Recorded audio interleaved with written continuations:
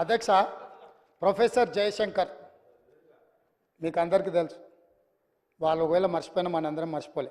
తెలంగాణ సిద్ధాంతకర్త. ఆయన విలేజ్ పేరు వచ్చేసి అక్కంపేట్, పరకాల శాసనసభ నియోజకవర్గంలో ఉంటాయి.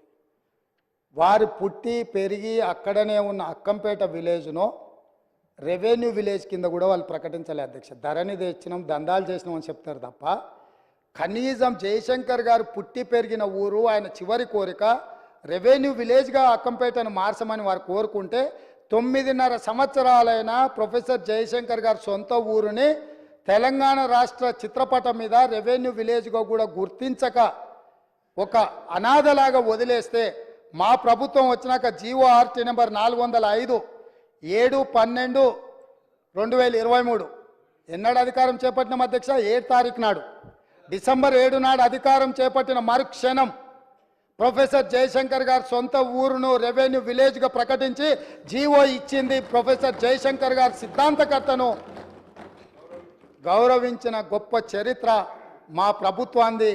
వారి గ్రామాన్ని రెవెన్యూ విలేజ్గా తీర్చిదిద్దింది మా ప్రభుత్వం అధ్యక్ష. మేము ఎప్పుడు ఈ గొప్ప వ్యక్తులను ఎప్పుడు మేము ఈ చిన్న చూపు చూడలే.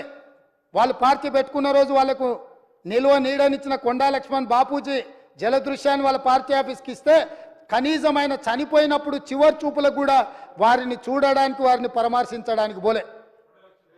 అట్లాంటిది మీరు తెలంగాణ గొప్పతనాల గురించి, తెలంగాణ త్యాగాల గురించి మీరు మాట్లాడితే ఎట్లుంటుంది? దయ్యాలు వేదాలు ఒలవేసిండ్రు అని ఏదో అంటారు కదా, వీళ్ళని చూస్తే దయ్యాలు కూడా సిగ్గుపడేటట్టే ఉన్నాయి అధ్యక్ష. ఏమో వీళ్ళని మాతో పోలుస్తున్నారేందని